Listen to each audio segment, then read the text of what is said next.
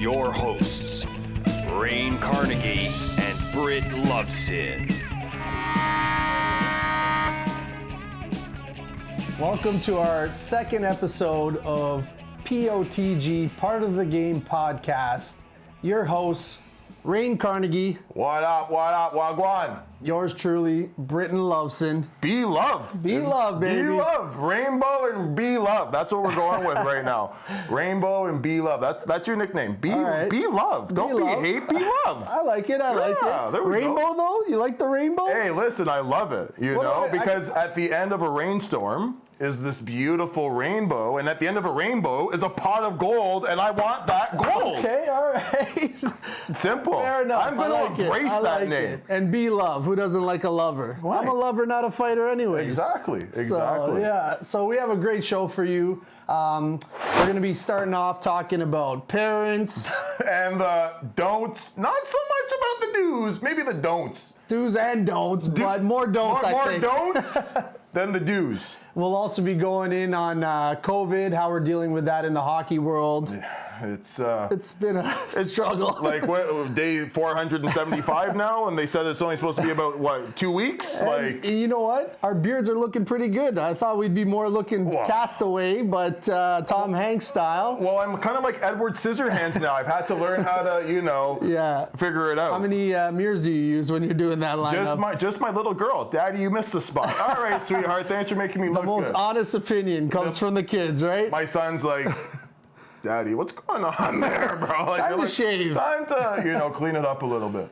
So yeah, and then later on in the show, we'll have our first ever guest on the show, an interview. Mikyla Grant-Mentis. So that'll be awesome. Yep. NWHL scoring leader as a rookie. A rook. And as a BIPOC player too. Oh, here we go. In the women's game. I love it. Wow, we're so fortunate. I'm so excited. Did I mention that her father was one of my mentors as a kid? You did, but if you didn't know, James Mentis. James Mentis, what's up, Chickie? We'll talk about that when we get Mikyla on the ground. And then we'll figure out why his nickname is Chickie, right? We'll figure that out real quick. And we'll end it with our segment, Penalty. Or Part of the Game. And hopefully Mikyla will stick around and help us with that. We need a woman's touch. So we want to see, we want to make sure that we're equal, and I have a daughter. I want to know what the females think about the topics that we're talking about. And I wonder if we're all going to agree this time. Well, I never agree with you, other than when you say, I did a good job with cleaning myself up. That's all right. Hey, I thought No, you're okay. You're okay. Your daughter can't talk yet. She can't tell you about that spot you missed or that spot, right? It's just that's what I have you for. There you go. Well, I'm telling you, I didn't tell you before, but you missed a spot. Exactly. Well, anyways, so on that note, let's start off. How you been, Rain? I've been busy. Yeah. And, for those of you that don't know, I've been recently named the new head coach of a AAA hockey team, and that's an animal and a beast. Yeah, more beast. More beast? Like, I'm not talking about cute, cuddly dog, like little puppy dog, it's sometimes can be a little bit chaotic. Yeah, for sure. There's a lot of misinformation out there, unfortunately, that these parents take as the gospel. And I've been trying to my hardest, educate everybody on this is the program that we're running here, and it's not like anything they've ever experienced before. We want to build our program based on merit, and give opportunity based on people that deserve those opportunities. Like, how weird is that? To actually be given opportunities based on merit and not have to wonder if there's anybody in somebody's pocket, what kind of backdoor deals might be in play here. So that's one thing that I've been trying to be mindful of, and as I go through this process of being the most popular kid in school right now, so I feel absolutely everyone wants to call you. Everybody wants to call, and I hope it's for the right reasons because they've heard good things about me. But I've never been this popular before, so I think that we get blinded by that extra letter or couple letters. Well, and that's what I was going to ask you. Did you change your phone plan? Did you up your minutes, or you got that talk all day? Because you must be getting, like, being the new head coach of the 2008 Young Nats, you must be getting like a gazillion calls a day. Sometimes it can be overwhelming, to be honest. On top of being the coach of a AAA hockey team, I'm also a father, a husband, and a business owner. That's right, yeah. And I think that, one thing that I've realized in fielding these phone calls, these text messages, these emails, these WhatsApps, these Skypes, these Zooms, these everything, is that you have to manage expectations. And one thing that I did a poor job at, and I'll be the first one to admit it because I own all my stuff. That's what we're called, own aces. I made some early on rookie maneuvers. I didn't lay out clear expectations, or the expectations that I had laid out didn't actually meet the timelines in which were required. I told families that I would have decisions made by such and such date, and now we're here in almost April, and I'm still in the same position I was when I first got the team, back in February. And fair enough, it's your first year and first time ever being a head coach. Right. So those mistakes are understandable. I hope so, right? Like one thing that I'm happy about is the way that I've approached it, and I'm the first one to say, like, listen, I'm the new guy. Yeah. I built my staff accordingly because I heard the rumor of what it's like being a head coach, and I was fortunate. I had Nathaniel Brooks, who everybody knows when I think of Nathaniel, that's my dog. Without Nathaniel. And he sheltered us, because now that I'm the head coach and I'm the guy, I'm like the CEO of the team. It's just like, man, Nathaniel, why didn't you tell me that it was going to be like this? You didn't get to see the ins and outs. I just showed up to the rink. Nathaniel said, do the power play, do the face-offs, and see you later. Say hi, say bye, smile, look good for the cameras when they take pictures of us winning games when nobody thought we would. Love that Don Mills Flyers team. A lot of fun last year. It was good. Well, you guys, you're kind of almost in a similar position as you are now with that you were with the Don Mills team. In a sense that there's a lot of unknown. Yeah. And what hasn't happened, what hasn't helped it, has been COVID, right? Like, when's the season start? Is this season going to be canceled? Like, why hasn't it been canceled yet? What does that look like? There's a lot of unknowns. So with our team, we don't know what we don't know, and it's been difficult trying to build a program when nobody really has any answers. So from that standpoint, and also like the perception is, and I can see why, from the outside looking in, people may assume that the situations are similar. But I was blessed. Like I have guys on my team now that wouldn't have been available to Nathaniel and I last year at this time, right? So yeah, it's the same because it's a new team, new coaching staff. Not like but in terms of with Nathaniel and Don Mills, when we came up Nathaniel came up from AA, it was hard to attract AAA players that played in the loop, right? It was okay, we're gonna have to piecemeal this together. And what I found is because of the success that we had with that program, maybe that's why I'm a little bit more popular. I'm getting a lot of kids. Don Mills had a great season. Nobody expected us to win a game. Here we are. You didn't get all, the AAA flashy players. You guys had to do your, homework and due diligence. We had to do our homework. We had to, we really had to, think outside the box. Yeah. And we had to, put our best foot forward. I don't know if you've run into this, but tell me how you feel about these situations when you've done that homework, you did your due diligence, you found this kid who, came from maybe single A, even as low as house league, double A, whatever, and he's now on your AAA team, and, he's just wowing everybody. And then, next year comes, and all of a sudden, you know, he wowed everybody too much, and now everybody wants him. Right?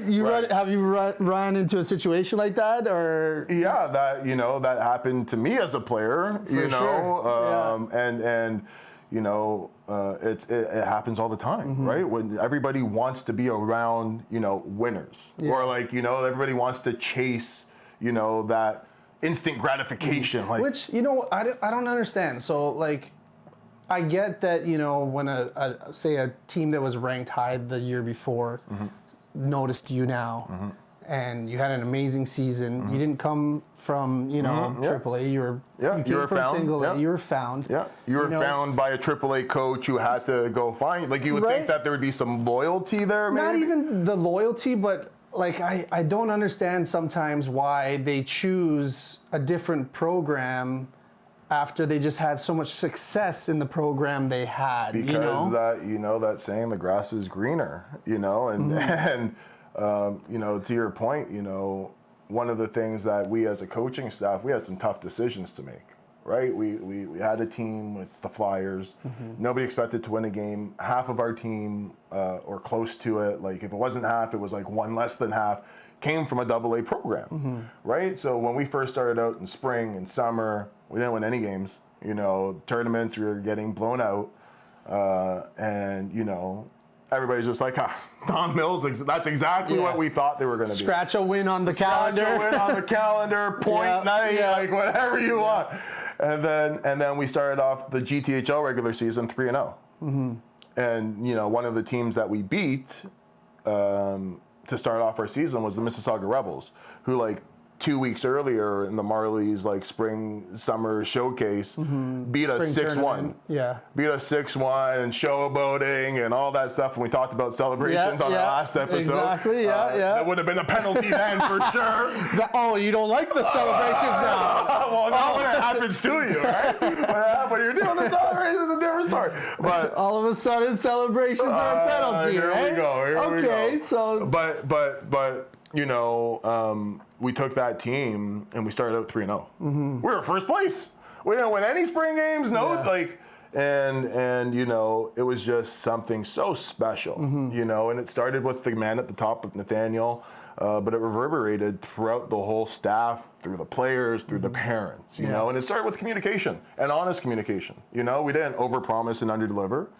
We said what we were going to do, and that was put our best foot forward and develop your kids and care about our program. Yeah, we're not punching in and punching out. We go the extra mile. It's so important too. Like when the term a bad seed, you really see a bad seed sometimes. And I'm not talking. It's 99% of the time not the kid. The bad seed is the parent. And it's not. They don't think they're doing anything wrong. That's what we want to talk about. We want to talk about do's and don'ts, and they don't.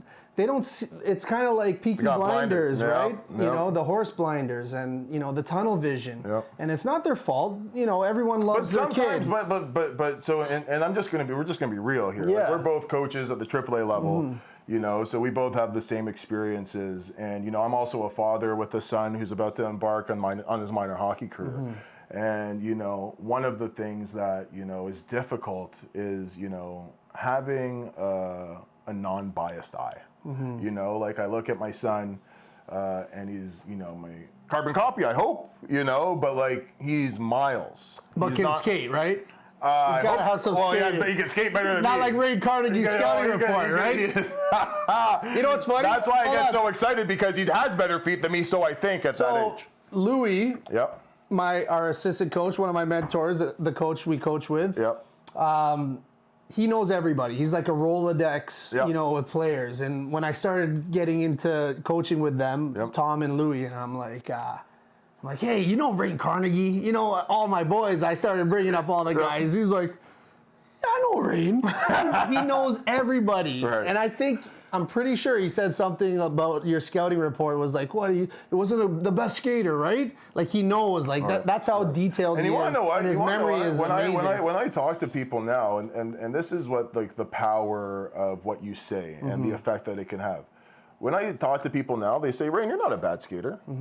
But I start off the conversation, I was a bad skater. Yeah. Because that's what everybody always told me. Ingrained in your scouting report. In my scouting report. Everybody always, like, not everybody, the people that I thought mattered. It's like, the people my that are skating wasn't influential. great, but how about my 18 goals in my rookie season? My hands are pretty good, aren't they? And my IQ's pretty what's good. going on I mean, here, I can get from point A to point B. Johnny on the spot knows how to put the puck in. Right, but right? like it's one thing, one thing that I really take seriously is the power of positive, affirmations. Yeah. And there's no point in kicking a person when they're down. For sure. We know when we've made a mistake. We know when we've done all these things.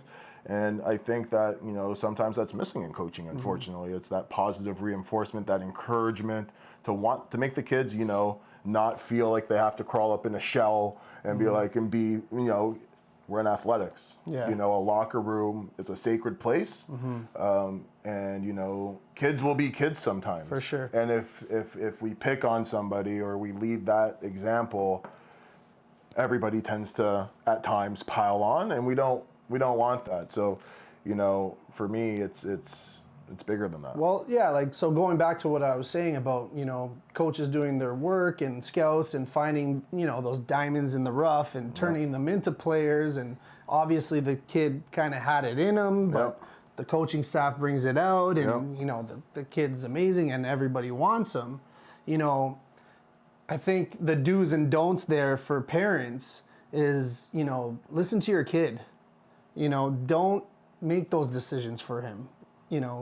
At a young age, he could be 11, he could be 12. He knows what he wants, and if he's saying, dad, mom, or whatever, I'm in a great place right now. I had an amazing season. I love the coaches. I love my friends on the team. They're adding more pieces, even though we finished 5th place, we got this and that coming in. And, parents, just listen to your kid. They'll tell you, they know best. It's when the parents think they know more than the coaches, when they think they know more than the kid. And I think, I see where you're coming from, but I think that we can't generalize, because every situation is different and every child's different and every relationship with parents are different, right? So I think that, for me, while we want to get the input and the buy-in from our children, for sure, as a father, I want my son to like the situation that I put him in, right? That was kind of my point. So I hope that, my son who is 8, turning 9 in a couple months,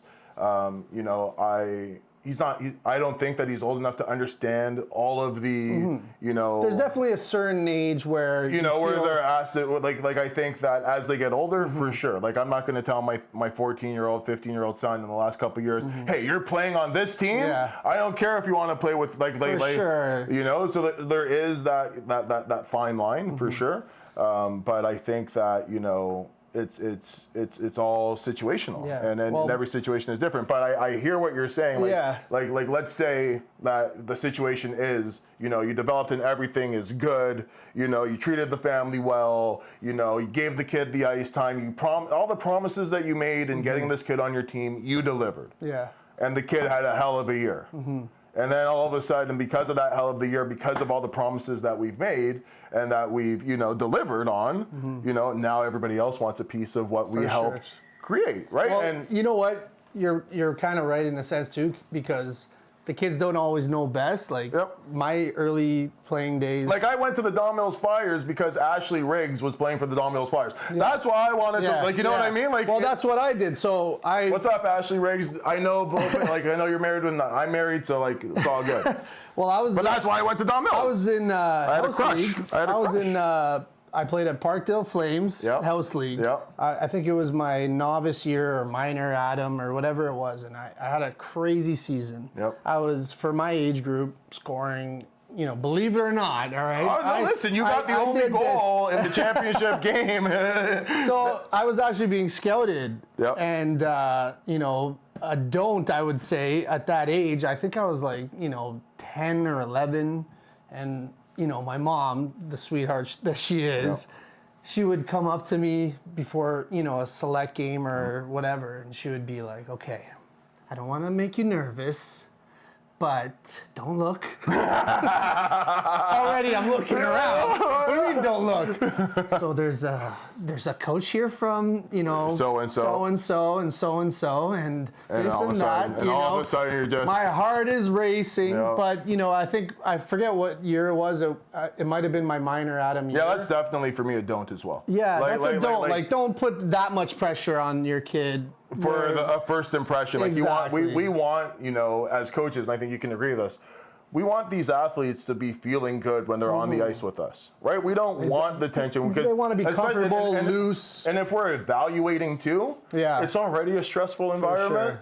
so like we don't need to add on. I'd go into those games like shaky. I'm normally scoring 7 goals a game like Rain from Winona, But that's why he played house league and I played AAA, because in those pressure moments, exactly. my hands aren't like that. They're still dancing. Okay, let's not talk about pressure moments. All right. We don't want to go back to the finals. Oh my! I'm telling you, somebody Nancy Kerrigan my skates. They took some, I don't know what, made my skates dull because I did not have any edge. I'll tell you. So my dad actually made that decision for me that year. Right. So his really good friend who owned a bar. Right. Was also part of a coaching staff for the Warren Park Eagles, AA. Yep. That same year, Toronto Red Wings AAA team wanted me. Ooh. But my dad said, hey, listen, we're going to have free pizza after the game. He owns the bar. We did it kind of, And you want to know what? Like, I'm not mad at, I'm not really mad at those types of decisions, because at the end of the day, you don't need to play triple to get to the next level. No, for sure. You don't need to play double. Yeah.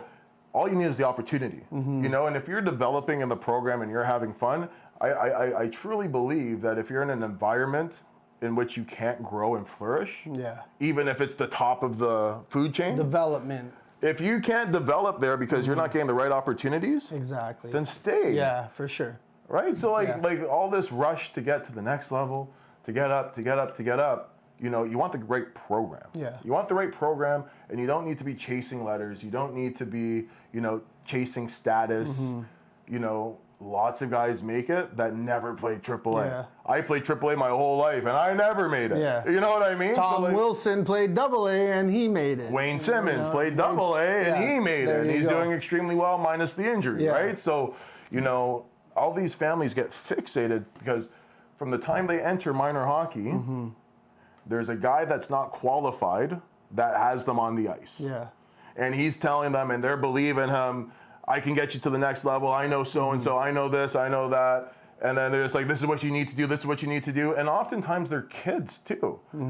They're kids. They have no experience, and they just see that, I played AAA hockey. Yeah. And now here I am, and all these families love me, and I know how to do these TikTok cool videos. That's actually an interesting point, though. So, like, say you're, running kind of a blind skate. You didn't scout the kids coming to your skate. Like, say, you have a tryout or something.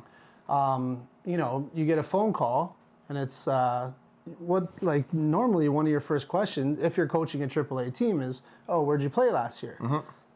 Dad says, okay, we played AA. So that already, and it's unfortunate, but it's normal, we're humans, that already kind of gives us an idea. We're not saying we write it off, but we're kind of like, okay. See, and this is the this difference. Could be this could be a bright spot, or this could be, the diamond in the rough, like the Don Mills had a lot of those players.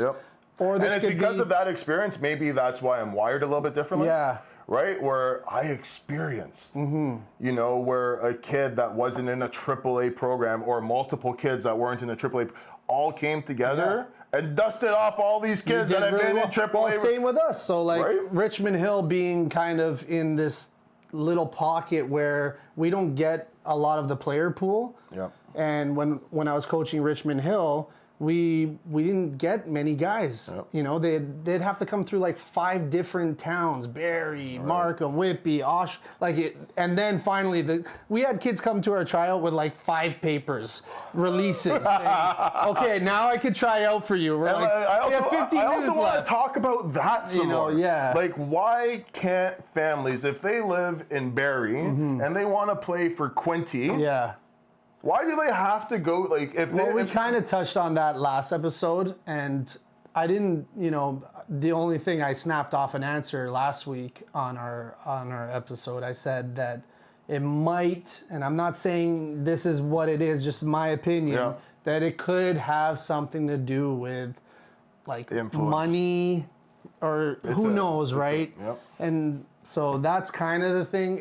That's like a big topic that we should definitely dive into, but not today. Yeah, we'll save that for another day. Because but I want to go back. So you're getting your son Miles. How old is he now? He's 8, turning 9. He's turning 9. Yep. Big years. Big years.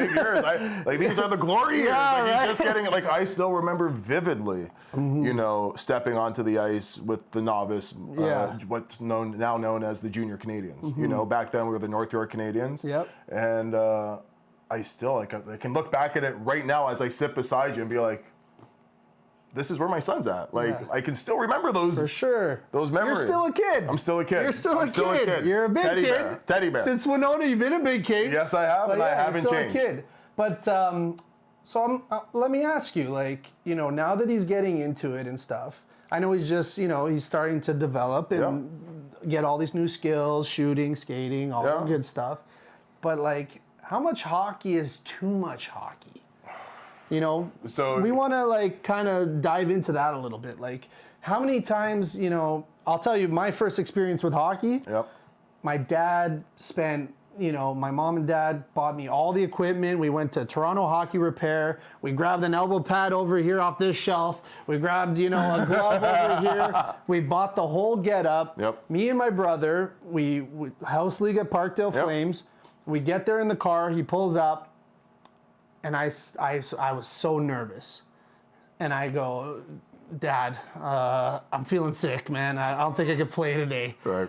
He picked me up over his shoulder. It was like, buddy, I just spent $500. You're going. And I paid your league feed. You're going. You're playing. And I played that one day, and I looked at him. I was like, that was the best thing I ever experienced in my whole life. Right.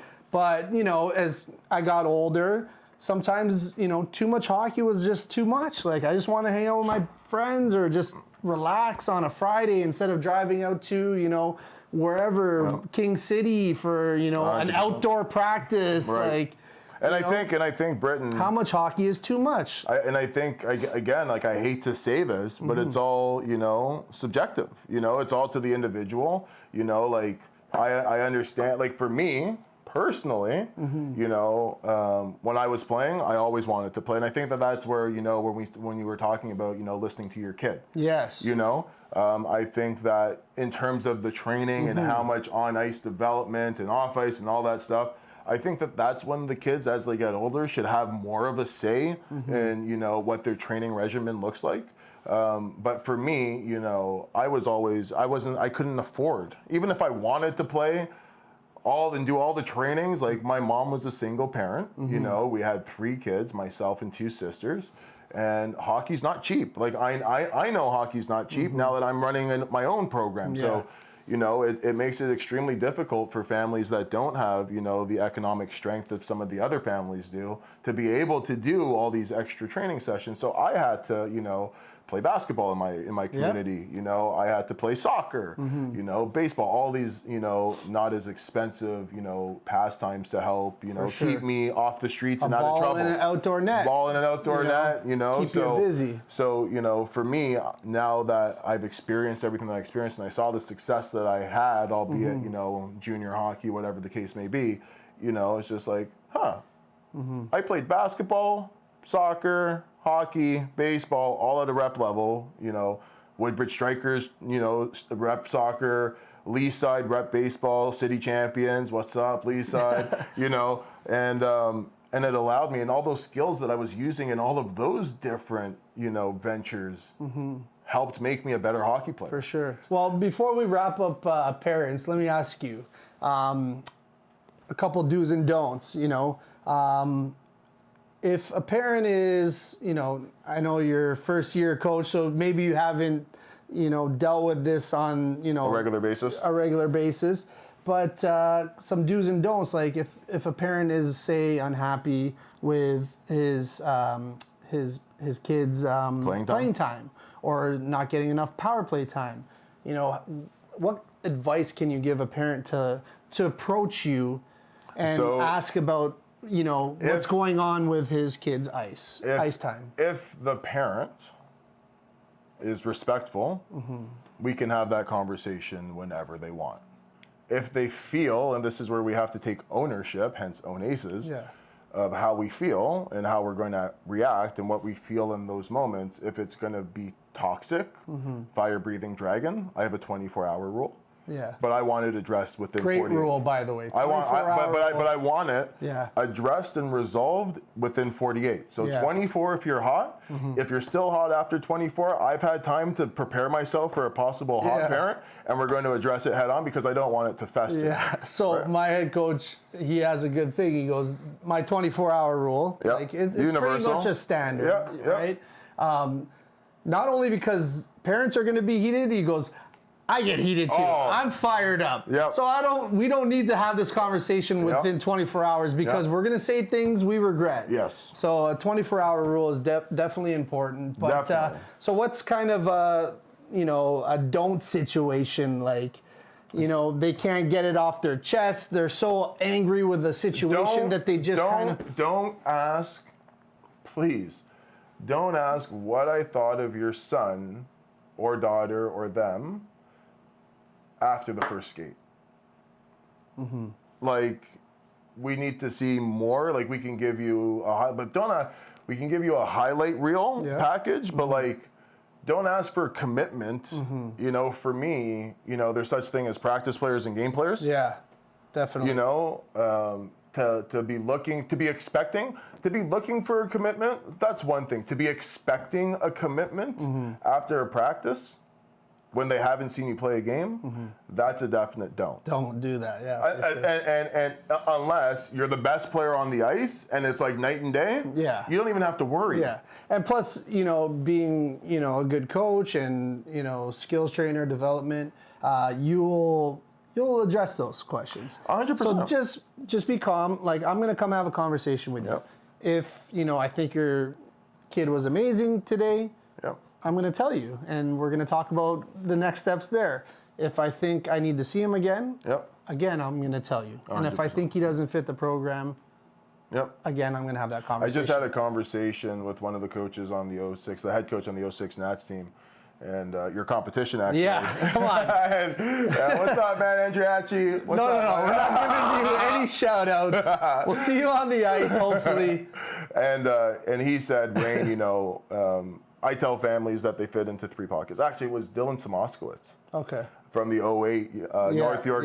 Sorry, North York Rangers. North York Rangers. No disrespect, Dylan. Okay. Too many shout-outs for the wrong organizations, but go ahead. We all compete. I'm not that guy. You could be that guy. I love you guys all. Sometimes I'm that guy. Competitive guy. Iron sharpens iron. I want all of us to be the best that we can, so that doesn't bother me. So Dylan said, because I said, like, how do you tell families? Like, in the beginning, I was having a difficult time having this conversation with families, like, either you're not ready or whatever the case may be. And he said, for him, it's 3 different buckets. I say, either I want you, I want to commit to you right away. Yep. The other one is, I'm not quite sure, I need to see a little bit more. Yep. And the last one is no. Oh, so basically what I just said. Like basically what you 20 seconds ago.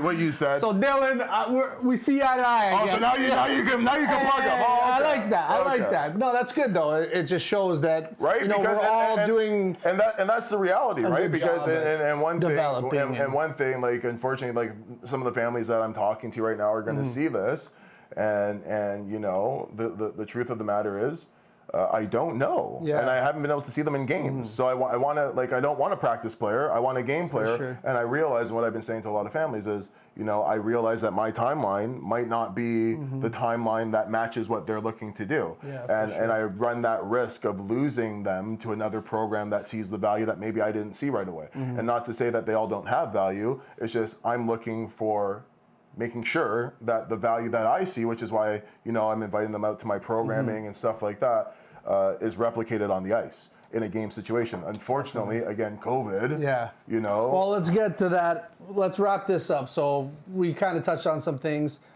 Believe in your kid. Have those conversations. They'll give you a lot of information with what they want to do.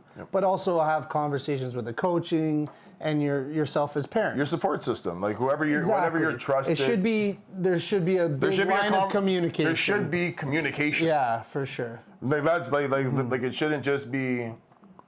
This is what we're doing. Like there should be. You spend a lot of money. Yeah. I don't know about any investments that you do, but do you just throw a bunch of money into something that you don't do any research into? And like you ask questions. It's called the wall, and hopefully some will stick, right? Rob's not going to like that. He's going to have to edit that. That's the second time I just want to point out. Rob said no swearing. I have a potty mouth. I've not sworn on this show. Britton has sworn twice. Well, I'm in the 06 loop. We're allowed to swear. I'm allowed to swear too, brother. 08 too, yeah. I think we started in that group. But yeah, so in kind of wrapping that up, it's don't be so unrealistic. And be patient. Don't be impatient. Like we as coaches, we're the impatient ones. Yeah. Right. We're all competing for the next what we think is the right piece for our program. Right. So the fact of the matter is, I know that by me not acting, and by you not acting on something, we run the risk of losing that as well. Yeah. So the pressure that you guys have of trying to secure with us is unnecessary because we want to secure you too. Sometimes there's other factors that go into the decision-making process that are out of both of our controls. For sure. Man, we spend a lot of time on those parents. They're a big part of it. There's going to be a lot more episodes. I think we could probably talk about like parents for every single day. Every episode, every day, everything. But yeah, I think that was good. All right, we're a little stretched for time. We had a lot more things to discuss. We could talk about parents all day long. We could talk about them for every episode if we wanted to. You want to know what? It's just a time cruncher. For sure. It's a time cruncher. For sure. But, moving along, we're going to go to our next segment. We have a very special guest. Mikyla Grant-Mentis. If you don't know her, you better, because she is the baddest. I mean the baddest in the game right now in the NWHL, the leading scorer. Did I mention that she's a rookie? Did I mention that she's family? Did I mention that we're blessed to have her on our show as our first ever guest? Stay tuned. She'll be here with us shortly.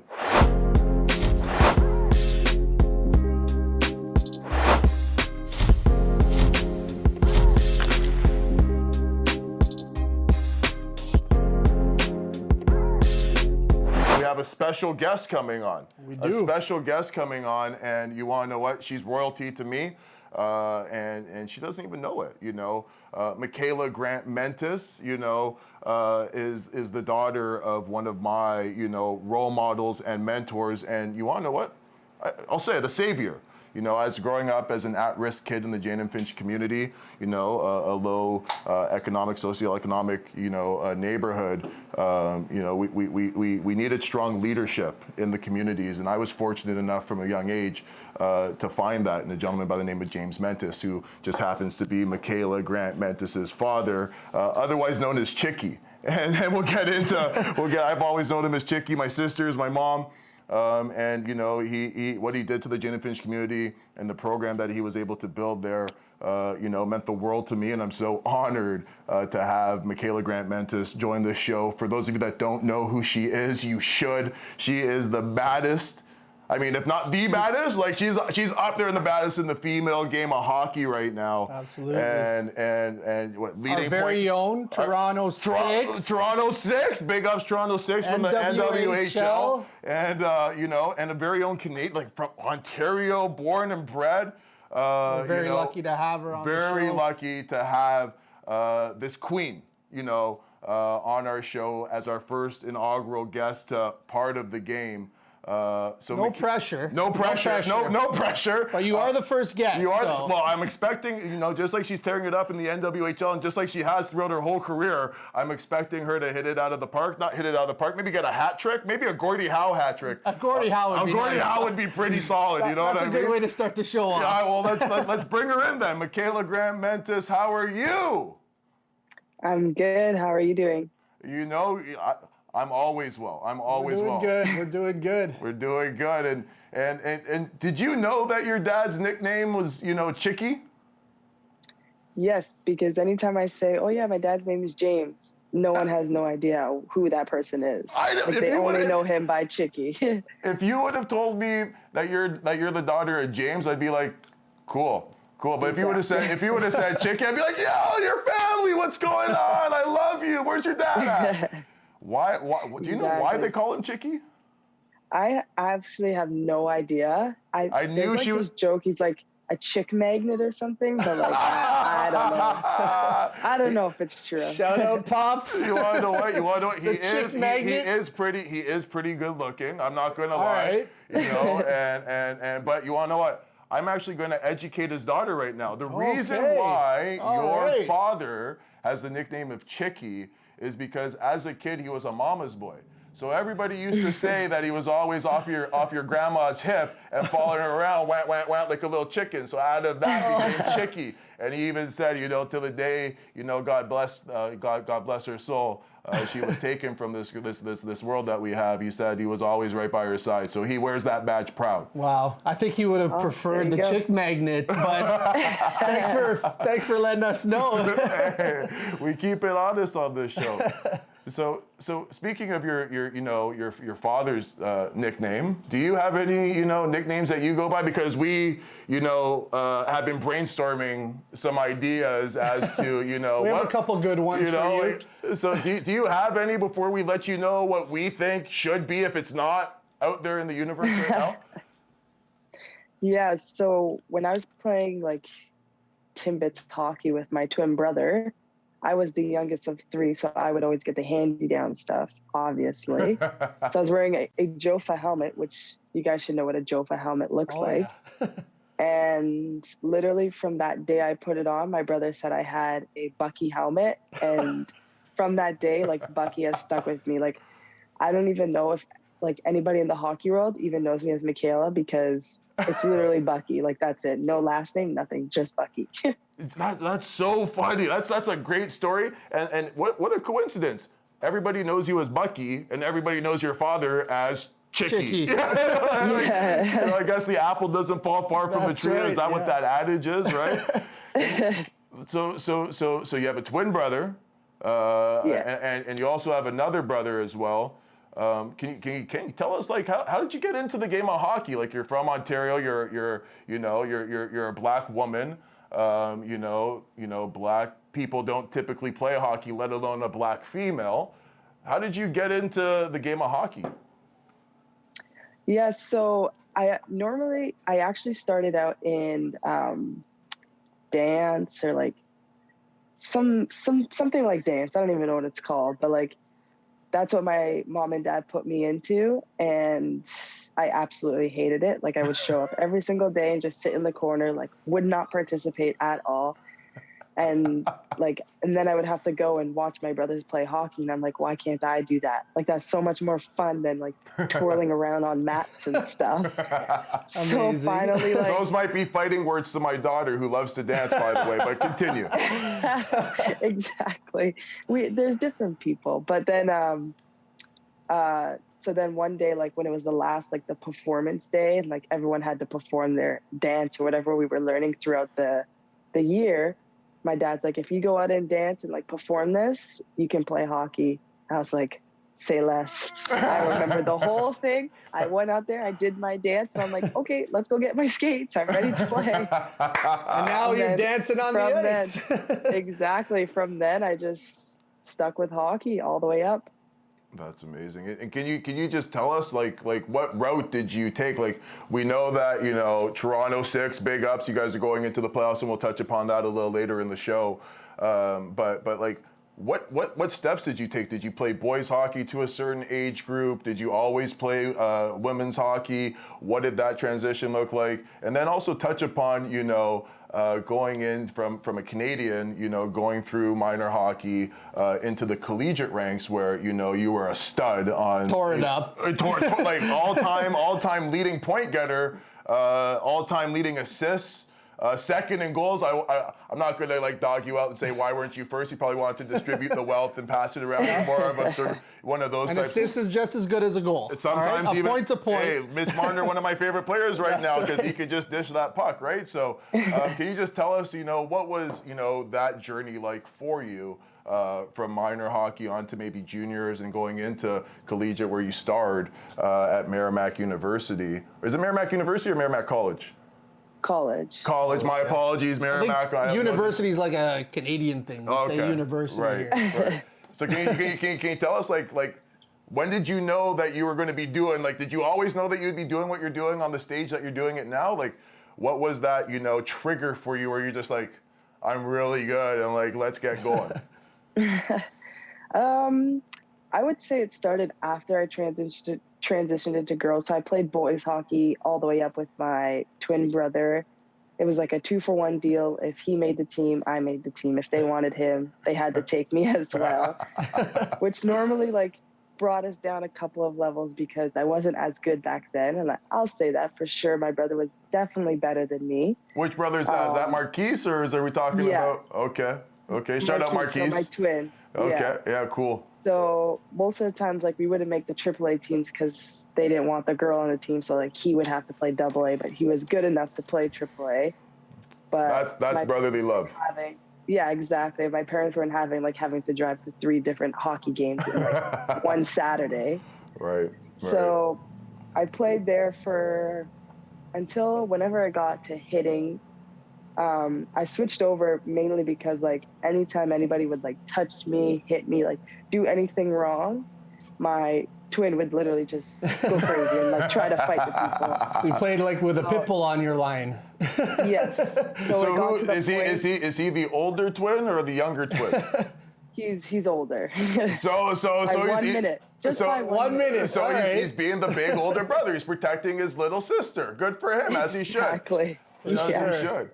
So then you you would transition. get too many penalties. Yeah. So, like, my parents were like, okay, you can't play for the same team anymore. Like, this is ridiculous. So then I moved over to girls and I played with my cousin, Candace Sheriff, my first year. Yeah. And then what organization did you play women's hockey when you switched from boys to girls hockey? I started in Etobicoke. Okay. And then I continued in Etobicoke with a couple of girls that I later met from that transition from boys hockey at the same time as me. Yep. And then from there, I kept going at Etobicoke, then moved to Oakville because I followed the coach. Yep. Then moved to Toronto Arrows to follow a friend, then to Mississauga to follow another friend. So, like, I moved around a lot, but my last year I played for Mississauga Junior Chiefs. And then it was I would say once I got to girls hockey, I really realized that, like, okay, the next step from, like, this is going to college and playing. And I'm like, it would be so sick to not have to pay to go to school. Like, that's a win-win situation. Pretty incredible. Oh, 100%. Exactly. So I was like, okay, so all I have to do is get good at this sport, and then I won't have to pay for school. That's perfect. And so get the grades up. Did. Exactly. Yeah. Of course, like, school is important, of course. For sure. Especially free school. Exactly. So then I just, my last year at Mississauga, I committed to Merrimack. And did you have any other offers or opportunities, when you were going from junior into the collegiate ranks? Did you have other schools that might have been interested as well? And if so, how did you choose Merrimack as opposed to another program that might have been, looking for you? And then I also wanted to rewind it back because you said something about how you went to the Arrows and you went to this team, one for a coach, one for a friend.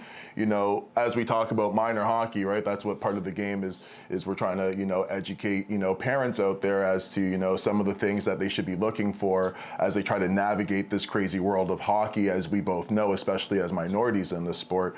And some of the things that you said, resonate with me now that I'm a head coach of a team and I'm talking to families and seeing what motivates them to make their decisions. So I just wanted to, were there any other opportunities? Why Merrimack? And then, do you regret any of those, decisions that you made following a coach, following a friend? Were there possibly better opportunities in hindsight that you possibly could have aligned yourself with to help you develop into the athlete that you are today?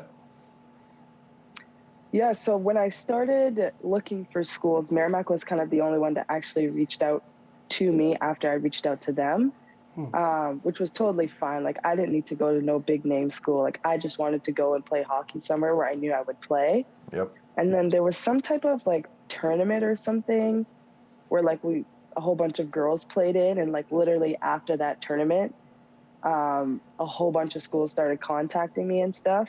but I had already committed to Merrimack. Like I was already like signed my paperwork and everything. Right.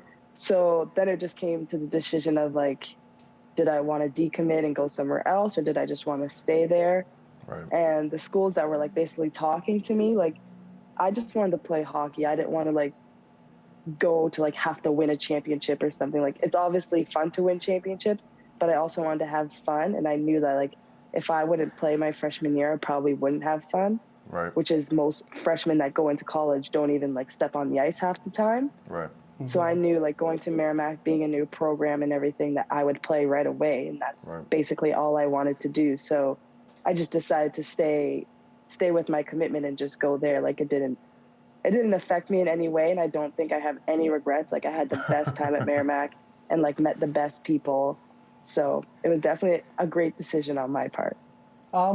So making those decisions, like we talked about it earlier in the show with, you know, listening to the player or the kid and, you know, getting everybody involved in those decisions. Were you kind of like the front runner for making all these decisions, or was it like a group effort, like a coach or your parents or, you know, anyone kind of giving you some advice to work with?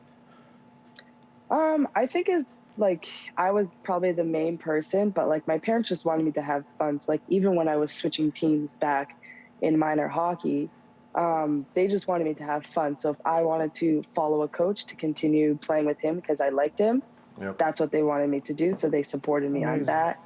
And then even when I switched teams to go play with a friend, and then me and that friend moved to Mississauga, they supported me and they liked the parents, and they knew that no matter where I was going to go, me and her would be together. So it'd still be like perfectly fine, and I would still have fun, and I would still be on a good team and everything. So like I was mainly the one that made the decisions, but they just kind of supported me through the way. Like obviously shut me down if it was like something crazy, but but it was definitely me that like pushed moving with friends and stuff. So you know, that's a great, you know, great message, you know, out there. Like for you to decide, you know, to choose that program in Merrimack, and you could have decommitted, you know, maybe that's a segment that we can do later, talking about committing and decommitting, because that happens all the time. Too much, you know, for us coaches too. Know, and you know, you said something that really resonated with me. You wanted to go to a program in which you could play, you know, and we tend to, you know, forget what's the main objective here is to play the game of hockey, you know, and so you make the decision, you stay loyal to your word. You knew that Merrimack was going to be a program that you could grow in and play right away and contribute and spread your flowers and do your thing, and you do that, you know, all-time leading point getter at Merrimack University. But you know, no easy task. No easy task, and I wanted to talk about it not being an easy. I've been through the junior ranks, you know, and I did a little bit of the pro thing, and you know, You're pretty good. I was okay. I was all right? But there were definitely obstacles that sometimes go unsaid, you know, and you know, I've never had the opportunity, so I was wondering if maybe Mikyla, if you felt comfortable enough, like, can you touch upon like your experience as a freshman, you know, as a black female from Canada going to the States, you know. I would hope, you know, I see the sweater that you have on there, inclusion, and where did you get that sweater? It's that's a sick sweater. Yeah, that's a sick sweater. When doing a non-for-profit, everyone definitely should go buy some. What's the not-for-profit called?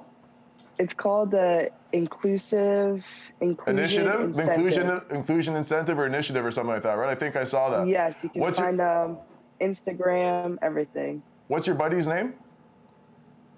Miles. My son's name's Miles. Yo, we gotta get one. Miles with the Inclusion Initiative. Gotta support. You and I, we need to have a conversation, because that hoodie is proper, and I need one. I need one on our show. Maybe we'll hang some up with your nice jerseys here. I wonder if he spells it Myles or if he spells it like the distance. Because like my son, like, you can't spell it like the distance. If his name is Miles, it better be spelled Myles. No disrespect, Miles, if it's spelled the other way. I'm just teasing with you. But you know, what was that like? you're moving away from, have you ever lived outside of Canada before? Like, have you ever played hockey or lived in the States up until the point where you transitioned? Or on your own, have you? Right. Like, what was that like for you? Yeah, I'd never lived on my own before, and honestly, it was the best experience ever. Like, as much as I love my family, like, I just wanted to be independent and move on my own and stuff. And like, I got that opportunity going to Merrimack in Boston. So like, it was far enough away that like my parents couldn't be there like every 2 seconds if I wanted them to. But also when they were missing me, like they couldn't just come like whenever they wanted and stuff. So it was like a win-win situation. Yeah. And honestly, like, I'm a very independent person. So like, I adjusted very well. Like, moving in, like meeting the team and stuff, and like having friends and like meeting the other freshmen. Like, it was a great transition over from my junior year to my freshman year. And then as you start to have success, you start to acclimatize to the collegiate level, because obviously every step of the way from minors to juniors to pro to collegiate to pro, there's always that next level. So there's that time when you need to adjust, and clearly you did that extremely well. Did you have any obstacles at all, or was it you just had such a great experience? Because sometimes the cultures that organizations and institutions create, speaks for itself. And there are, it seems like it's rare, but there are a lot of great programs out there where they conduct themselves properly. They treat everybody with respect. And it adds to the success. And it adds to the success of their program. So, for everybody, obviously every situation is different. But did you have any, obstacles in which you had to tread carefully, or were you surrounded with the right support system at Merrimack that allowed you to, have the collegiate career that you did?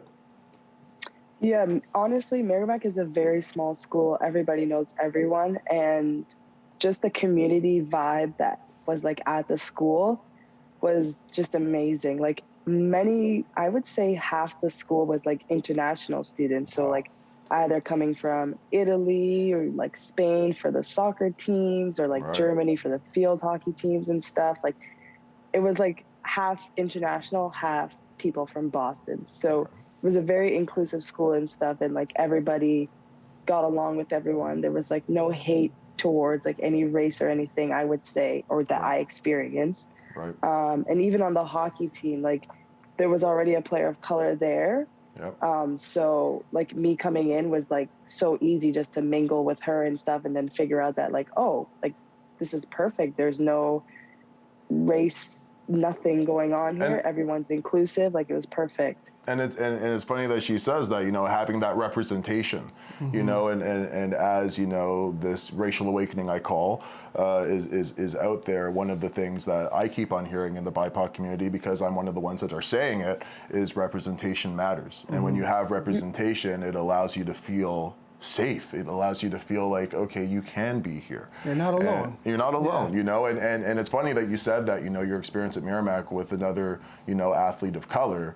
When I first got into junior, I was fortunate to have two, Nathan Robinson and Andre DeVoe, and it allowed me in the small town of Belleville, that doesn't have a lot of people that look like Mikyla and I, to have two, teammates on your team that look like you allowed me, and I can imagine allowed you to feel comfortable to, continue on with your development. And speaking of, the development, I'd be remiss to, not mention, any Team Ontario, Team Canada, like you're like what is that program of progression look like? Like for me, it's in the men's world, it's under 17, so your first year of junior, if you do well, you'll have that first taste at that program of excellence. And I was fortunate enough, we see the jersey here from Team Ontario. I was fortunate enough to represent our province and win a bronze medal at the World Championships.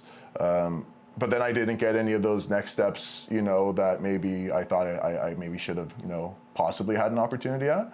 But have you ever been a part of, a team is there pardon my ignorance if I don't know, what does that look like? Is there a Team Ontario? Is there a Team Canada? Yeah. Like, when does that start in the women's world?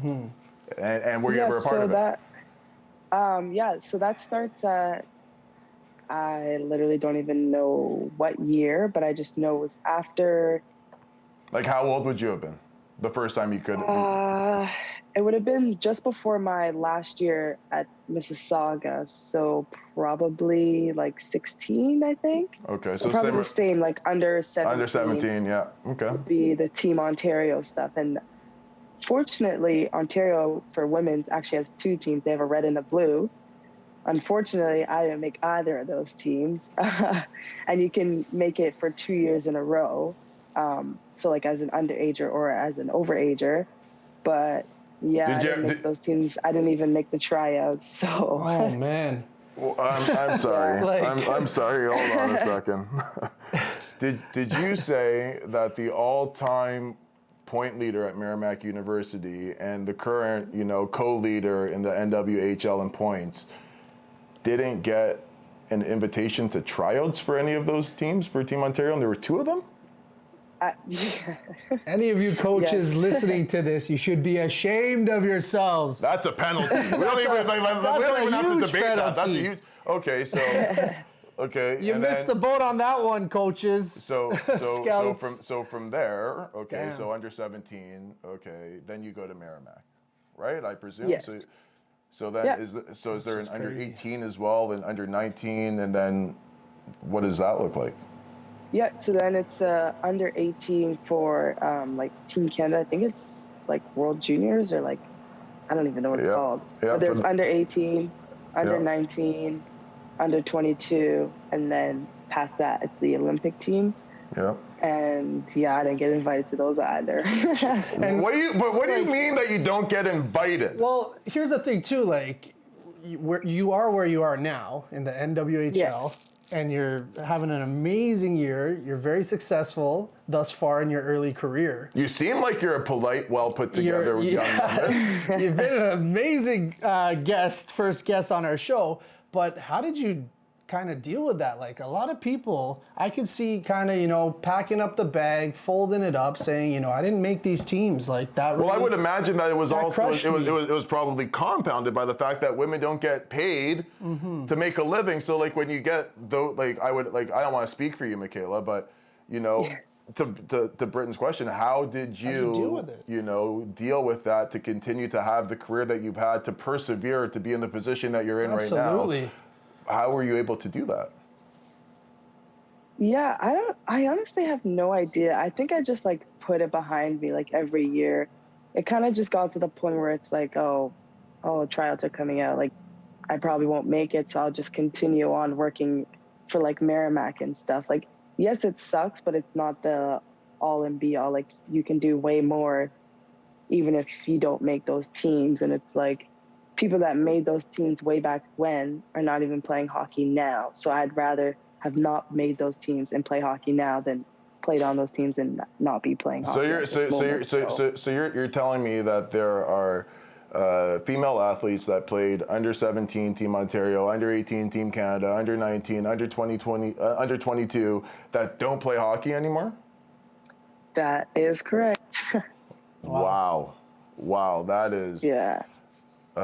It's amazing. Good for you. So you said you always had Merrimack, right? Okay, here come the tryouts. I'm not going to make it.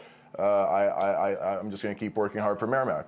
Now Merrimack's in the rearview mirror, right? So now we know Team Canada, I think, a month ago or a month and a half ago, just released, hopefuls for the Olympic team.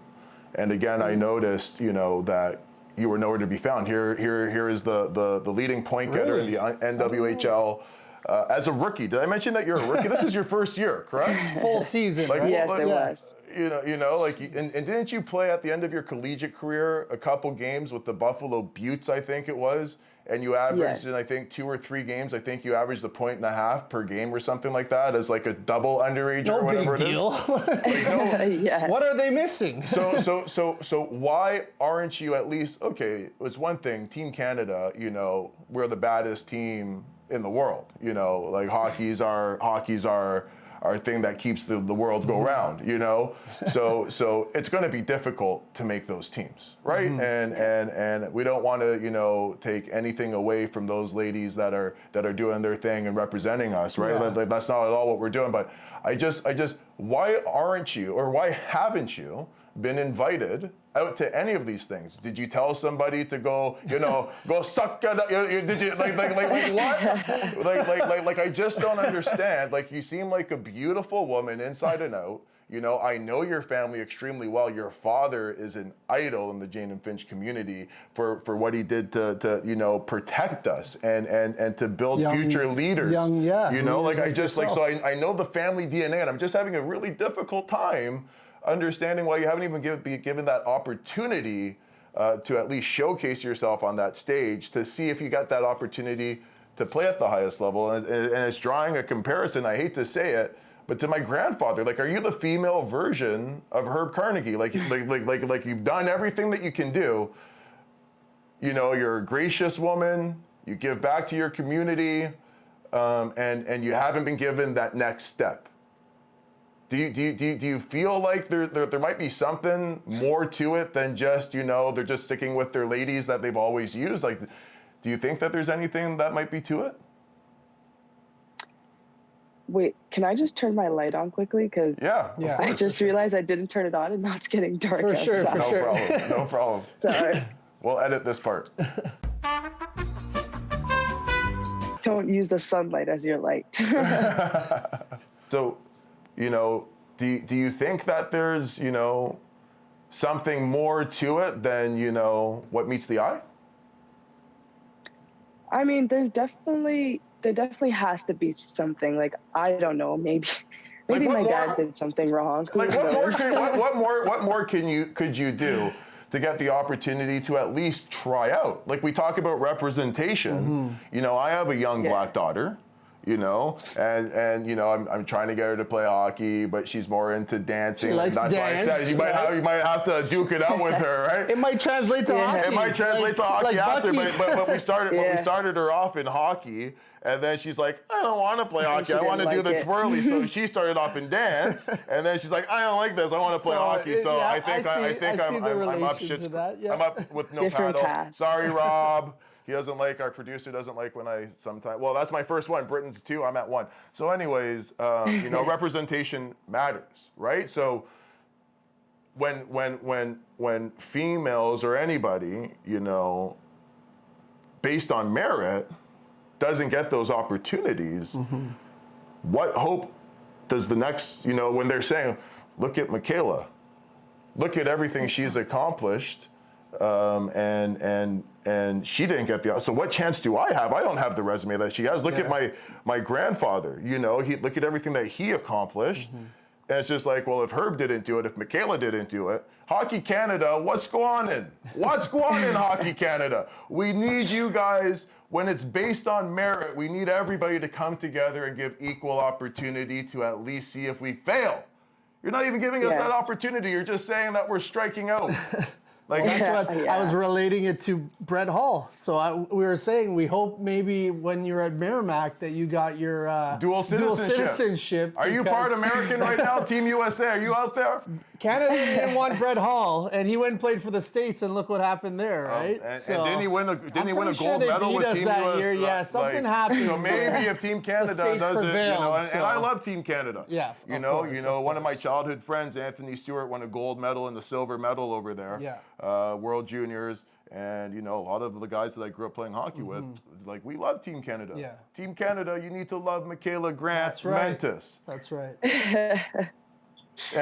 Honestly, I love them too, and I'll always watch their games as well. And because we're Canadian on the team as well. Yeah, we're Canadian. It's the Canadian thing to do. It's just like, yeah, give a girl a chance, you know? Give a girl a chance. That's it. That's all we can do. And you know what? I'm sure the calls will be happening and your doorbell will be ringing because you're clearly proving yourself to be one of the top female, you know, hockey players. Maybe one of the baddest to ever do it.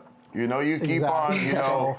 We're hoping it's a slight overlook right now. Just a little oversight. Yeah, just a little oversight. There's nothing wrong with that. Your phone should be blowing up, any day now. Like I always say, we don't have to be the mistakes that we continuously make over and over again. Eventually, we can be the lessons that we've learned from those mistakes. So let's fix this mistake. Right. This is a tragedy that we haven't had. We get a lot of eyes on this episode. Well, we have to. And, so we have to. We start pushing that envothe, pushing right? that envelope and getting Mikyla Grant-Mentis representation, the representation for my daughter. Let us represent. And for other athletes that look like Mikyla, we appreciate you so much, Mikyla, for giving us this time and allowing us this opportunity to introduce you or reintroduce you to this world of hockey and get you to where you rightfully deserve. And we have a segment that we'd love for you to be a part of.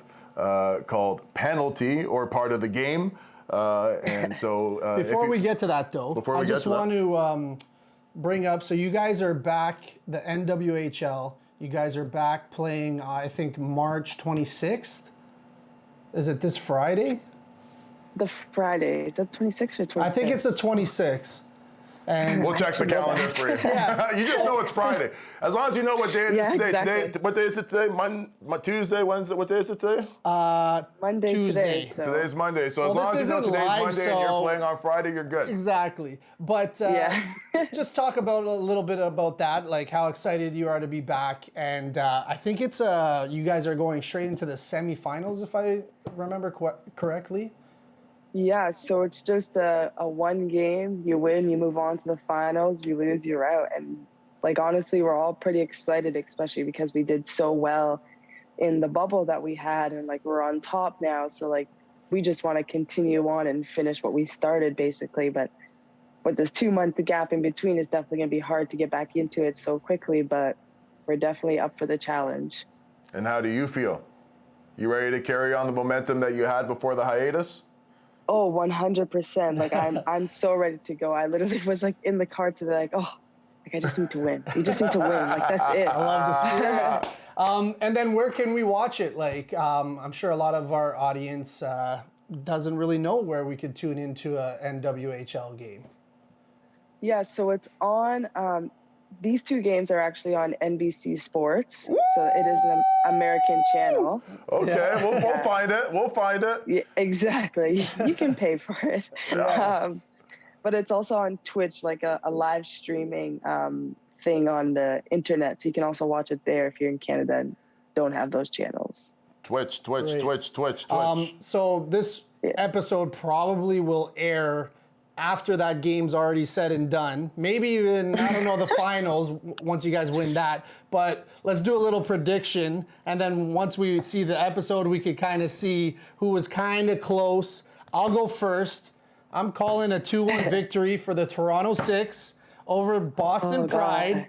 And I'm going to say Buckey has the GTG and the GW. Both goals. Both goals. I'm calling a 2-1 tight barn burner. 2-1 tight barn burner. And I'm going to put on my coaching hat right now. Okay. And I'm going to take into consideration that there's been, a 2-month pause, a hiatus, and we're not quite in game. Maybe we lost a little step. So I'm going to say that, they're going to be a little more loose with the defensive zone coverage. And I think it's going to be a little bit of a barn burner, so personally. Everyone forgot how to play D. I think everybody on Boston forgot about how to play D. And Toronto's going to go in there with a 6-2 victory. Wow. Bucky's going to have a hat trick, a natural hat trick, and an assist. And she'll be a +3.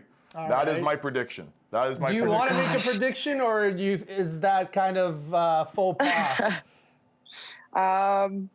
No, I'll stay out of these predictions, but they're both very hard predictions. No, they're not a thing. You just go out there. I'm not sure which one I like better. You just go out there and you do what you do, and everything else will fall into place. One more thing before we get to our next segment. I like you staying out of that kind of prediction thing. I'm always curious to know this about, athletes and stuff and, coaches, anyone really. Do you have any superstitions or pregame rituals, pregame meal? Do you tape your stick a certain way, listen to a certain song, anything like that? Any superstition that helps you, get through to the next game, or your success keep you riding high on a goal streak or something? Anything like that? I kind of just like to keep it flowing and fun. Like, it's different every game. I don't want to get to like a schedule where like I have to do this, have to do that, because then it like becomes a job, and I don't want to do that. I just want to like get to the game, have fun, like in warm up, have fun, dance around, play some like hacky sack, some spike ball and stuff. Like, just. So are you saying that you have no structure? No, I just go with the flow. Like, the only thing I would say I have is like, if I scored the game before and I don't use that stick in warm up, and like the stick I'm using in warm up is disgusting, then I will go back to that stick. Like, that's the only thing I have. Whoa. You change your stick back and forth just like, you know. So I guess that's kind of a superstition. It's literally right there. whatever one I pick up. They're both. Whoa. Penalty or part of the game? That's a penalty right there, bro. That's a penalty. You don't switch back and forth. You take the one that's been good to you, and you ride the wave. Absolutely. Through the thick, You would probably do the same. Oh my goodness. I guess, but you know what? It must be the youngsters these days. And it's working. So we don't want to meddle in what's happening with your success right now. That's true. So yeah, that's awesome. Thanks so much again. And we're gonna get into our. Well, hold on a second before you just go jump down and try to steal the thunder. I just wanted to say, Bucky, your family means the world to me. Your father literally saved my life 10 times over and gave me that representation and that strength to help harness my craft and become the man that, I'm trying to become. It was because of your father and men like him in my life that I'm trying to go down this path. And I'm so proud of the woman that you are. He speaks very highly of you. He loves you. And we wish you nothing but love, success, and happiness. And go beat them Boston people up. Thank you for having me on. This has been great. All right, and now stick around for a segment we like to call Penalty or Part of the Game. Penalty or part of the game. Last week, we had a good little back and forth. Yep. I think our topic was over-the-top celebrations. I don't know what those are. Rain's a big over-the-top celebration guy. I like to keep it humble. But this week, we're going to touch on something else. This week's topic is the old jersey tuck. Jersey tuck. Is the jersey tuck a penalty or part of the game? Let's start with you, Rain. What do you think about, the old Wayne Gretzky jersey tuck? Ovechkin started doing it. Lots of players. Doug Gilmour. Yep. What do you think about the old jersey tuck? Well, not only, Doug Gilmour and Wayne Gretzky and those, beauties, but my favorite player growing up, Jaromir Jagr. Okay. Jaromir Jagr. Yep. And he had that little half tuck, so in spring tournaments and summer tournaments, best believe I was number 68 with the half tuck, and I gave it the salute every time I scored two for that celebration that we talked about last episode. So it is definitely a part of the game. My son has a jersey that's too big. If he doesn't tuck it in, it's going to be down by his skates. So it's definitely a part of the game. Has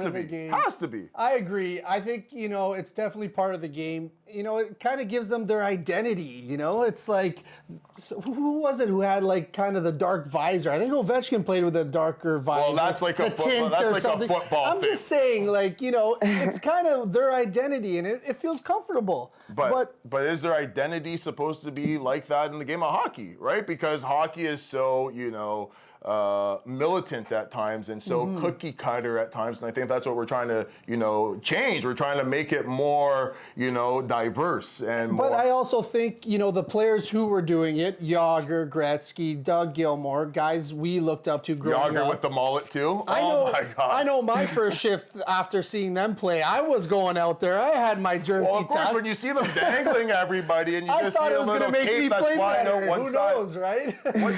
What's your take, Mikyla? Yeah, what do you think, Is it, Mikyla? are you a jersey tucker or are you let's keep it nice and, formal. We're out here to do some business, and we want to keep it all business in the front, business in the back as well. There's no fun anywhere. That's a tough question because I'm like 100% style over protection at always. Like you have to look good. Disclaimer for all the little kids. We need to protect ourselves, but I hear what she's saying, though. I hear what she's saying. Yes. So, like, honestly, the jersey gets tucked sometimes when you're skating, you're moving, so, like, it gets tucked in. But, like, I always pull it out. Like, I don't really leave it in unless it's, like, in and I don't know of it. But I'm like a straight. You're like a prim and proper. Prim and proper. Yes. It's like, I look pretty out here. I'm going to go out there and score a hat trick and get an assist and beat Boston 6-2. 2-1. Exactly. 6-2. But so it's safe to say you believe the jersey tuck is definitely part of the game. Although you don't do it. It's definitely a part of the game, but I don't do it. I'm definitely one to pull it out every single time. So actually, fun fact here, it's actually a penalty. What are you talking about? It's a penalty. It's been a rule. It's been I don't a know rule. if you know this. It's been a rule since What kind of rule is this? 1964. 18 what? 1964. So before the Leafs won their last Stanley Cup. Whoa. Why are you tripping my Leafs for, guy? You see what they did last game? About time. Let it go. See what happens when Wayne Simmons and representation comes back? The Leafs start to win. So it's been a rule, but they never enforced it, obviously, because we were talking about all the players who would, rock it and look cool with their swag and stuff. Until 2013, Alexander Semin went out with his jersey tucked in. Yep. Ref gave him a warning.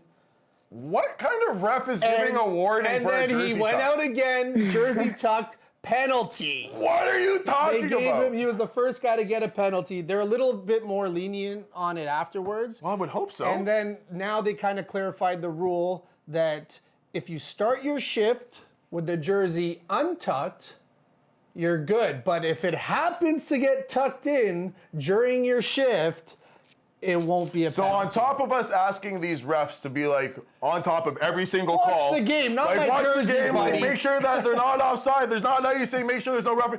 Make sure that everybody is wearing their jersey not tucked in. Like, and remember who had it tucked in and did have it tucked in. Like, this is, like, we need to revisit that rule. I think we can all agree. Like, just let them do whatever they want to do. Well, I think Mikyla actually touched on that. Looking good, looking cool over safety, right? So that's actually why the rule was in place. Right. So, like, remember the old shoulder pads out? Yeah. Jersey over the shoulder pads and stuff like that. That might be before your time, Mikyla.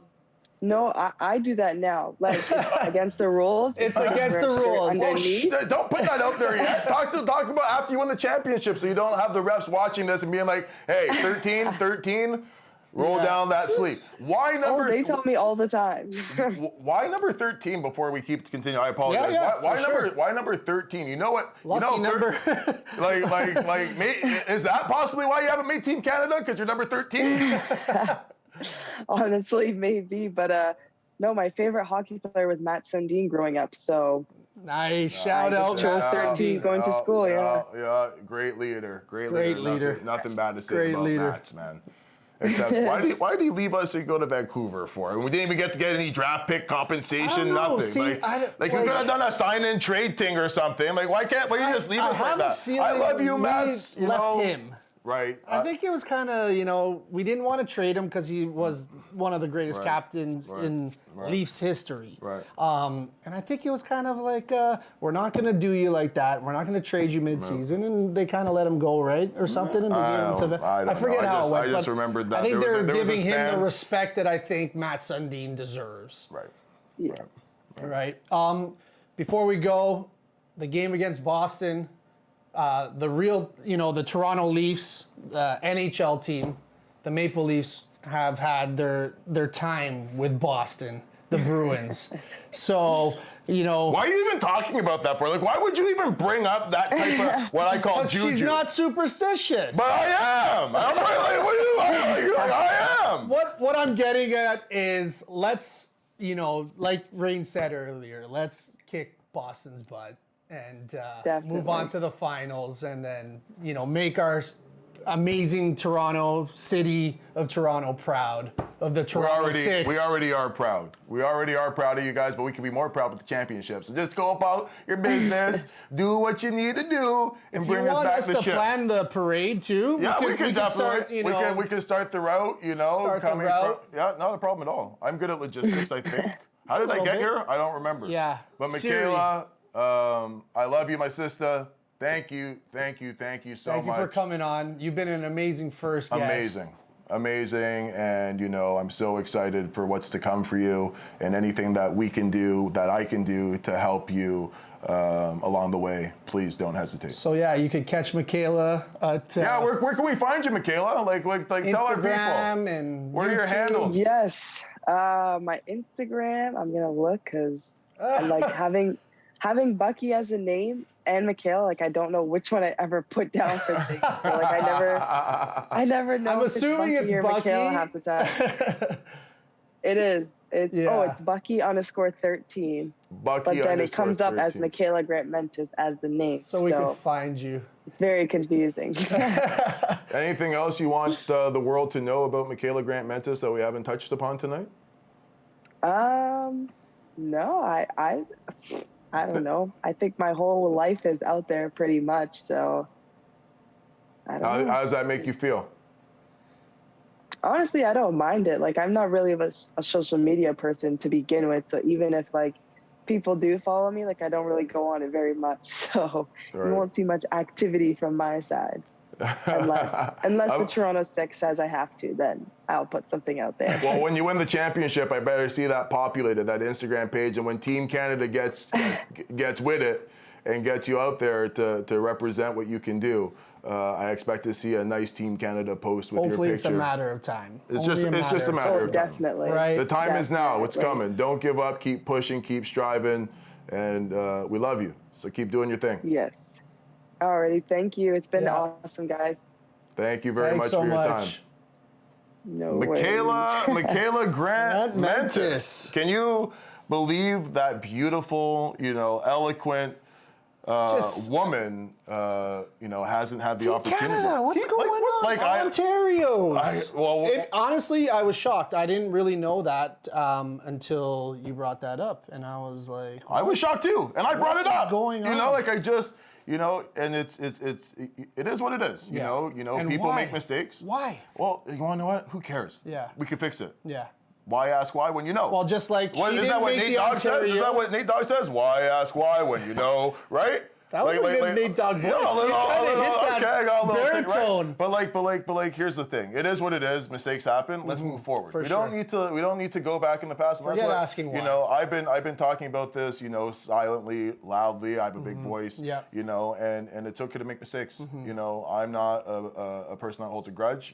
I do hold grudges. But we have to forgive. For sure. We're in a time now, be love, where we have to, come together. And we have to be bigger than, the elephant in the room. Absolutely. And we just have to, show respect and do the right thing. Like she said, do the right thing. She didn't get her Ontario chance, but guess what? She got full scholarship to Merrimack, where she absolutely destroyed the league. Killed it. Like all time. Like I don't know. I think that she might be the only athlete that I've ever come across that's the all-time point getter in any sport. She may go down in the history books. Like nobody may ever at Merrimack for the rest of its existence beat her point total. For sure. So she's royalty. So like give royalty an opportunity. Who cares why? Who cares why? We're gonna let's move forward. Exactly. Let's right the wrong. Let's go. And hopefully she gets her shot, especially what she's doing in the NWHL. Man. Like come on. If she wins a championship and she doesn't get her shot, if she wins a championship and does what she does and doesn't get her shot, then we're gonna have to start another petition. We did our International Women's Post on Mikyla. Yes, we did. And we saw her in one of the. I posted a video of her taking a nice shootout goal. Oh, and it was just like the goalie didn't move. So easy. It was just it's like a flick of the wrist. Back, go flick back, of the wrist. Flick of the wrist. In. That's it. And That's it. her Sally, not a big Sally. She's been there before, right? But I like that. But I like that. See, because I have such a forgiving soul, I always forgive and forget what I did before. So every time it's a new time. You have to celebrate. Act like you've never been there before, so you enjoy it the next time that you get there again. Absolutely. Woo! What a great show, man. You did a great job interviewing her. Thank you, brother. You know, I thought that you were a little bit worried about me, and I keep on telling. I'm always worried about you. I know. It's been that way since grade I'm like, 8. I'm always that mother goose. I'm always calling you. Rain, did you pack your stuff? And did you eat your lunch today? And you're like, I'm shut always just up, like, Brittany. yes, mom. Yes, mom. But it's all love. It's all love, and you did a good job. You did a good job. We did a good job. Yeah. We did a good job because And we're going to continue to do a good job here. We better. We have to. Like we can't have that fire because that was fire right there. That was really good. Like, how do we level up? How do we level up? We're going to have to go back to the drawing board. We'll continue to get better. We're going to continue to get better, hone our craft, have more guests come on and share their stories and help educate, the hockey community. For sure. Based on the experiences that we've, faced and the experiences that our guests have also, experienced. So that was fun. One thing before we go, you touched on the players you played with in Belleville. Yes. Were you guys almost the first line since the Aces line? Because I know that the line was it Smith Pelly. Yeah, Smith Pelly, my Byfield. boy Quentin Byfield, and don't forget about my boy Akil Thomas. That's who right. had a hat trick in the last 3 minutes of the game, and then scored in the shootout. Like they were down 4-1. It's pretty cool though. Like that's magic. We didn't even get a chance to touch upon that. I know. What those 3 men did, and let's not forget Akil Thomas also, on the day that they made history as the first 3 in the pro ranks since the Black Aces, which my grandfather Herb Carnegie and his brother Ozzie Carnegie and also Manny McIntyre, that was pretty cool. But Akil Thomas also scored the GWG for Team Canada at the World Juniors too. A great goal. Like we talk about the comeback too. They it was were a comeback down by Russia. Come off the bench, late goal. Great game. Barely great played game. he's a kid. Throughout his minor hockey and junior hockey, he was a go-to guy. I think he was drafted 12th overall to Niagara. Second rounder to the Los Angeles Kings, and it's funny. We have, as we talk about minor hockey, what line am I going to play on? These parents are asking us. First line power play, first line penalty kill. Like what kind of deal are you running 7 forwards, 8 forwards, 5D, 7D? Like what are you doing? I told you we're not done with you. We're not done with you, parents. We're not done. But it's funny. You see, Buckey. She said she wanted to go to a place where she was going to play. For sure. She didn't care if it was first. She just wanted to go there and show them what she can do with a good, honest, atmosphere where, based on merit, if you're bad enough to play, you're going to play. Akil Thomas, used to playing all those badass minutes, goes to Team Canada, and a lot of players that play in the Team Canada program, are used to being first line everything for their club teams and have to, take fit a role, take a back seat, And it's okay. So maybe, and this is the last time we're going to talk about the parents on this episode, but when we think about what's important, maybe think about, the opportunities that are created once we earn them. Yeah. And what that does for the soul, And Akil Thomas is doing big things with Ontario Reign, Devontae Smith, Pelly, Quentin Byfield. Shout out to those boys over there for what they're doing. And to your point, me, Nathan Robinson, and Andre DeVoe back in junior. So we did have, a couple shifts. I don't think we ever played a game. Okay. But we did play together a couple shifts, and it was fun, man. Nathan Robinson led the league in scoring that year, so I had a tough time keeping up to him. That boy could boogie. That boy could boogie. And Devo, was my boy. It was my dog, still is, doing big things. Firefighter now. Okay. And giving back to his community in a big way. So, shout out to Andre DeVoe and shout out to Nathan Robinson. Amazing. The junior Black Aces. Yeah, right? You're the There junior you go. Black Aces. Exactly. So. Well, that's kind of all we had for today. Thanks for tuning in. We talked our amazing guest, Mikyla. Can't say, much more great things that Family we've right already there. said about her. Yep. It's kind of like a theme around here, the full circle. Yeah.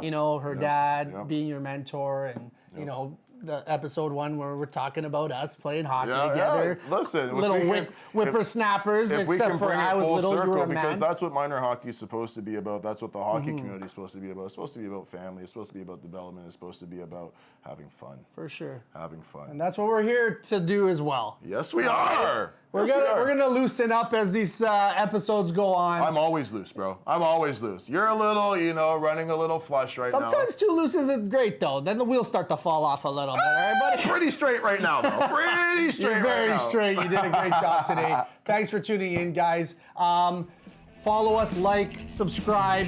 All our socials are going to be maybe over here or over there. We're new at this, so we're going to figure it out where the hand places show for all the...